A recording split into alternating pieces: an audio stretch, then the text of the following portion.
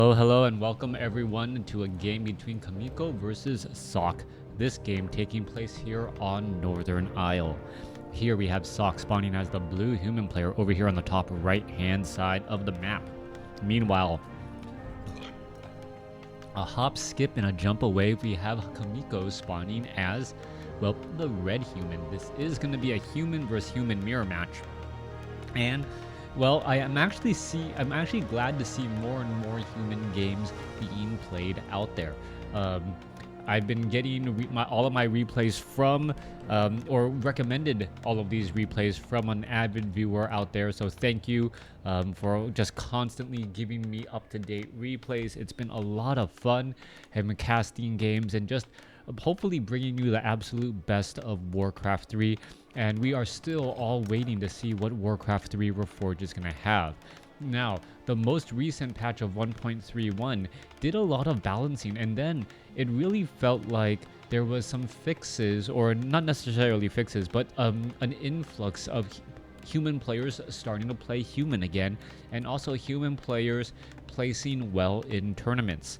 Whether or not balance is and the reason for that, I would like to think so, but correlation does not always lead to causation, so be careful with that.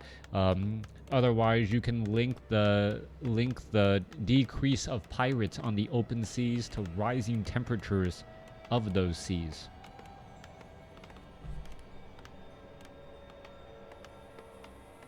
Anyways, let's go ahead and break things down here. It is going to be an Archmage going up against an Archmage. No big surprise, because we are expecting to see casters in this matchup.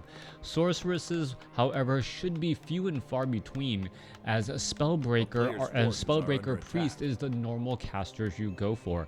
Spell Steal is such a powerful ability and can really ruin so many people's day that it is just generally, well, not recommended.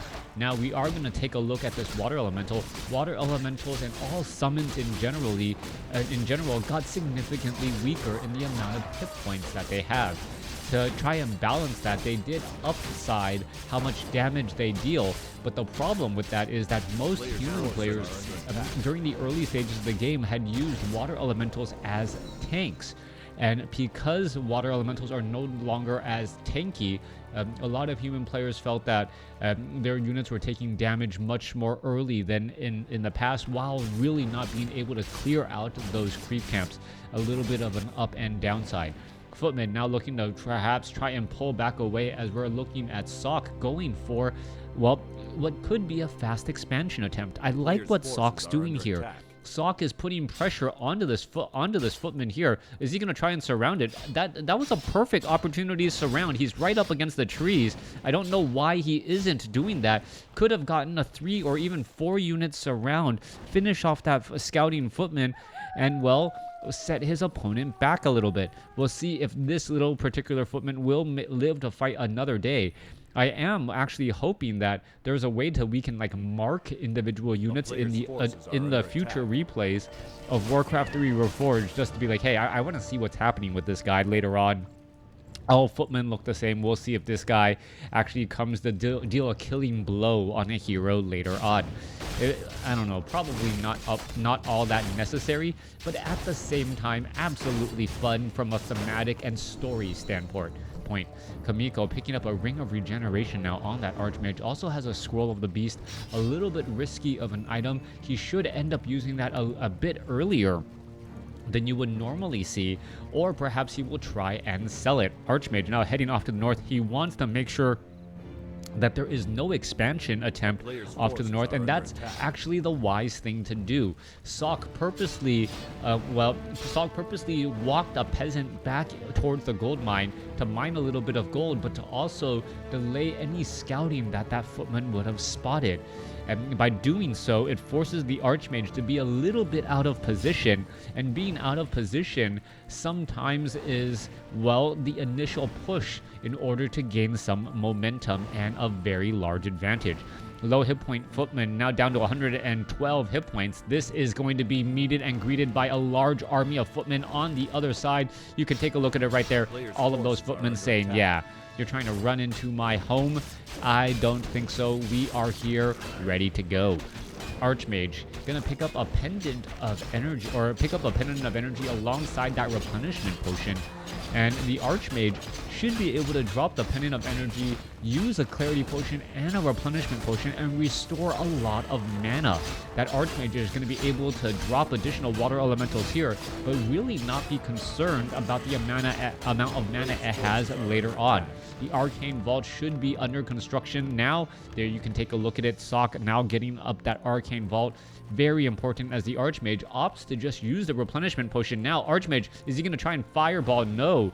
Doesn't get damage off on that trailing unit. Instead, the Archmage going after this Footman here. The Footman could end up getting taken down. Our Footman now down to, let's take a look at this, down to 63, 34, 1, 2, ends up getting dropped down, and now going to be able to perhaps go after another Footman indeed. You can see Chaemiko is purposely stutter stepping here, and he's going to get some extra Footman kills. Let's take a look. There goes another Chaemiko getting some big experience from his opponent while purposely trying to finish off some of these other units here. Now, this could be a problem as the Pit Lord does have double claws of attack +6 already. And, well, it looks like he went for a very early cleave. Footmen are going to make their way back over. Archmage shows up to the party. He's going to finish off the remainder of this creep camp. Double rings of regeneration on the Archmage. And I believe that the Archmage, well, hero hit point should never be an issue for Chaemiko, except for if he sells both of those items. Did he do it? No, he did not sell it. He sold something else. Scroll of the Beast, I believe, and is still holding on to those rings of regeneration, which he should be giving to the Mountain King and eventual Paladin later on. Archmage, well, gonna go ahead and drop another water elemental there. Footman down to 37 hit points. One more shot will do it. Can he catch up? That is the big question. There it goes. It gets taken down, unable to, well, wake up any of those additional units. Meanwhile, water elemental gonna go ahead and go after these web spinners now, getting in a little bit more experience, and this may push Chaemiko about to 4.5. We'll see if additional, yes, skeletal warriors are summoned here, and with that, he should be able to get in some extra experience. Really didn't need to drop. Well, let's take a look at that beautiful use of the replenishment potion again, as he is going to be able to replace much of his mana. Archmage of Sok sitting at 3. Meanwhile, Pitlord is sitting at 2 with plus 20 damage. If you weren't scared of the Pit Lord before, the Pit Lord is going to be a force to be reckoned with. It's going to try and slice. There's the Howl of Terror. Mountain King shows up to the party. And, well, this is actually a bit of a downside if you are going up against, or using the Pit Lord going up against a human player. The Pit Lord is, in fact, an undead unit. Even though it's technically demonic, it can actually be healed by a Death Coil, and in the same regard, also be damaged by Holy Light. If Chaemiko is going for tier 3, which I believe he eventually will, Knights can be very powerful in this matchup, as Knights do a lot of damage to Spellbreakers, and, well, I guess it isn't absolutely necessary either. Alright, Mountain King about to hit level 2 now. There's that double ring of regeneration onto that Mountain King that I expected moments ago. You can see the Mountain King is just pretty much constantly getting healed, it almost feels like, as the Archmage shows up to the party, getting in extra damage onto that Pit Lord. That Pit Lord is still rather dangerous, though. You have to be very careful. There's some Dispel magic, as we're looking at, well, a whole entire back line of priests who are living to fight again. Alright, you can take a look. The priests are actually constantly getting healed. This Archmage cannot stick around. There's too much healing going on here, as the Archmage now trying to chase after more of these units. Mountain King still away from all the action, still trying to join in on the fight. Mountain King back up to full hit points. Many of the heals, however, are from those priests. Perhaps that isn't absolutely necessary, as Sok also spots out Chaemiko's expansion that has been mining for quite some time down in the south. Let's take a look at it. About a minute and a half worth of mining, almost 2 minutes, as the Pit Lord with plus 20 damage, perhaps looking for another set of claws again. Let's take a look. What item was dropped and picked up? I can't really tell. Archmage does have a crystal ball and a scroll of the beast. Level 4, level 3, going up against a level 4 and a level 2, maybe level 3. We're waiting for the Ogre Warrior creep camp here to get cleared out, but I do not believe the Mountain King will in fact get to level 3 on this particular creep camp. All right, Archmage making its rounds back over. Chaemiko able to push this back. Inner Fire, and are we going to be actually be looking at Knights?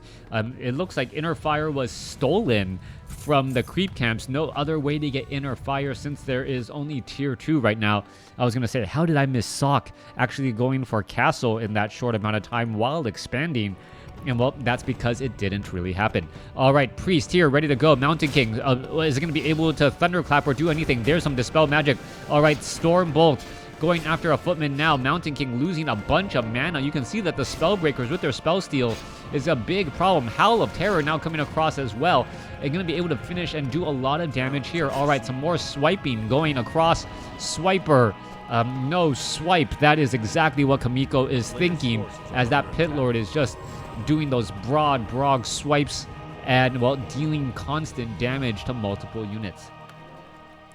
Mountain King sitting at level 2. Potion of Invulnerability does give, what, 7 seconds of immunity, but only going down to 1 single ring of regeneration to open up an additional item slot.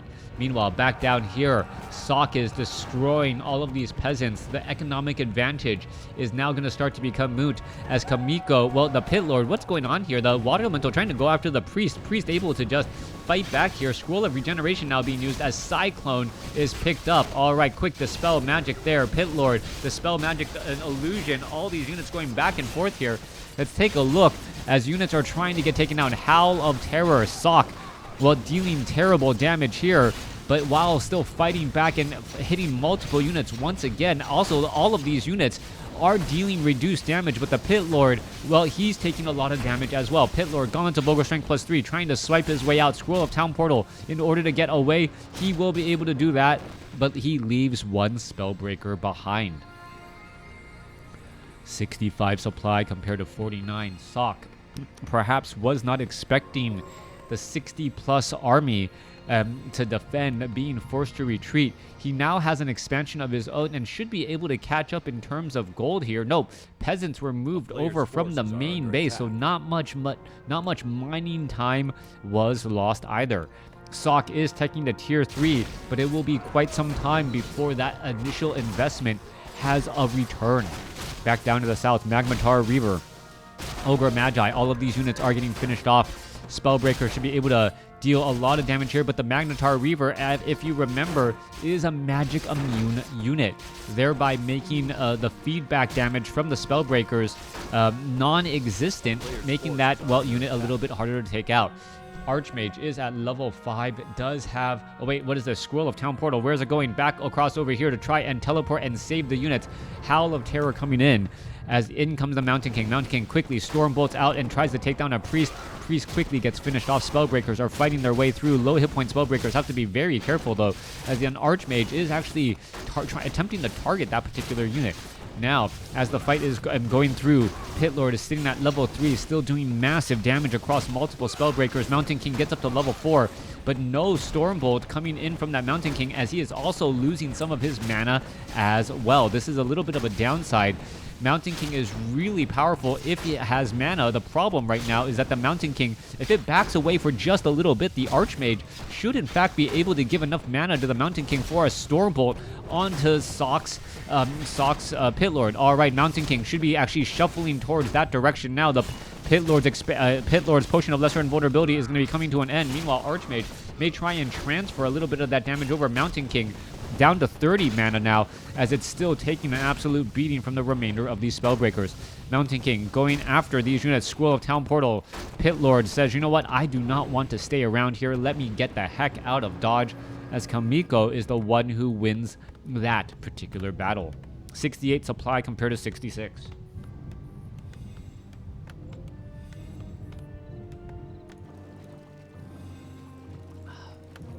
Mountain King, Archmage, 5-4 going up against a Pit Lord. Archmage, well, pretty much 5-4 here.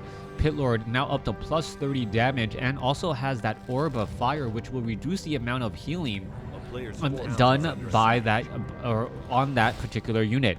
If that Pit Lord is able to, well, perhaps get a lot of damage here. Blizzard now being rained down onto the Arcane Tower. That is actually a big problem. Peasants getting taken down. We may see more Blizzard trying to come across again, but interesting choice, knowing that your opponent has a Spellbreaker. The Archmage now gonna try and perhaps Blizzard that back line. There it goes. Archmage and Priest all in that front line. Massive damage being absorbed. The Spellbreakers do not care that they're running through it. But at the same time, the Mountain King cannot afford to be sitting underneath it either. 2-1 upgrades on the red. Meanwhile, 1-0 upgrades on the blue as the tower quickly taken down. All right, Priests need to get back into a proper position. They are fighting way behind or way out of position. They're exposing their backs to the Spellbreakers, but it looks like Sok, well, is not going to be able to get some easy flanks on Chaemiko any longer. As I say that, another Priest gets hit in the back. All right, Archmage is going to try and, yes, it is going to try and Blizzard some of these Priests. And by Blizzarding in this location, it actually limits the amount of healing that's able to be done onto these Spellbreakers here. Let's take a look. Archmage still has enough mana again. May try and get another Blizzard there. There you go. 1, 2, 3. Nope, no such luck. Blizzard, however, still hitting multiple Priests. If it finishes off those Priests, there it goes. 2 Priests getting lost right there. A big loss right there as another round of Blizzard raining on in. Staff of Preservation saves Blizzard onto that front line, and who would have thought that Blizzard would be so effective against Spellbreakers Priests? Well, besides Chaemiko, who obviously went to retrain for this particular ability. However, Sok now massing up those knights that I mentioned earlier, so effective at dealing damage to medium armor units such as Spellbreakers and Crypt Fiends. Knights only deal 31 to 43 damage though. Their main strength is their faster movement speed, which allows them to chase down units when they are when they are fleeing. However, because that is their major advantage, it's almost like win by more for anyone who understands Magic references or anything like that. Knights are a better unit when you are already winning, because there's going to be more situations where you can actually attack a fleeing unit. If you go straight up into a long drawn out battle, I believe a knight actually loses out one-on-one compared to every other tier 3 melee unit. That being the Tauren, which is 5 supply, the Bear, who has rejuvenation, and Roar, and the Abomination, who has more hit points and has Disease Cloud. All right, Spellbreakers now making their way over. Knights going to go ahead and try and engage these Knights. Curiously enough, do not have Animal War Training, only sitting at 885 hit points, and it looks like it's going to be a trading of the expansions. All right, let's take a look. A handful of units going to get taken down here. It could take down some more peasants. There it goes. Mountain King could try to go after more units again. Scroll of Town Portal. Is it going to be enough? Are they going to try and get away? Where is it going to land? There it goes, landing right in the middle right there as the Spellbreaker is going straight after the Archmage. Archmage now pretty much out of mana. This Archmage should be Blizzarding straight up onto all of these units since they are so clustered together and trying to, well, buy a little bit of time. There goes the Archmage at level 5 as the Mountain King now just shy of level 5 as well. The Orb of Fire dealing a lot of damage and also having a cool animation effect indicating that it is not going to be healed at as fast as a rate. All right, Knights 1-1 upgrades. Spellbreakers going up again at 2-1 upgrades. No additional upgrades that I see so far. The Knights, I think they have the upgraded damage upgrades for medium armor, but they are also going after all of these Priests here. With that said, with my previous comment, 65 supply going up against 70, yeah, Sok is the one with the advantage. He is leading. He has the economic advantage, and, well, those Knights being able to punish his opponent as he attempts to retreat is going to be a big deal. Oh, a beautiful surround right there. Trying to save Archmage. However, where is it going to go? Is it going to be able to get away? Healing spray onto the Archmage. Archmage able to stay alive ever so barely. New Knights now joining out onto the field. 2-1 upgrade compared to 1-1 upgrade. Are we going to see some more Holy Light? Yes, we are. Chaemiko now trying to retreat back. What is going on? Archmage, Mountain King. I thought I saw a Holy Light. Yeah, Paladin is right there. Knights going after, looking to deal extra damage to all of these units. Is it going to be able to do exactly that? Knights still chasing after. No Stormbolt, however, onto that Paladin. making retreating a little bit, well, safer. Meanwhile, Spellbreakers, Priest, or all those peasants quickly getting taken out. Archmage gets up to level 6. Chaemiko says, you know what? I'm going to punish you for going any other hero than Mountain King as the second one. As we take a look, teleporting right there. Going to go ahead and be able to teleport back out. He teleported into his opponent's base, was able to get some easy, quick kills, and then teleported back home. Instantaneous travel faster than SpaceX planned vertical rockets as the Mountain King, well, looking to perhaps try and clear out an additional expansion. Chaemiko, 2-1 upgrades on those knights. Paladin desperately wants to get to level 2. Archmage should be dropping in some water elementals here. Paladin can get to level 2 if both the Mountain King and the Archmage look to back up. I don't think that is going to be the case. And with that, well, what is going to happen to the Paladin? Paladin sitting at level 1 should still be able to get to level 2 off of the Magnetar Reaver, especially now that the Mountain King and Archmage is away. And there you will go. Paladin at level 2, well on its way to level 3. Main expansion's about done mining out. 2 more minutes left of mining, and that is it.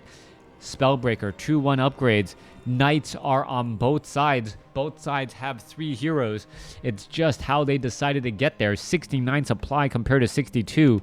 As well, a Spellbreaker is going to quickly scout out this expansion and say, you know what? I don't want this to stick around. 1 peasant gets taken down. 4 peasants still left. Army now going to be making its way over.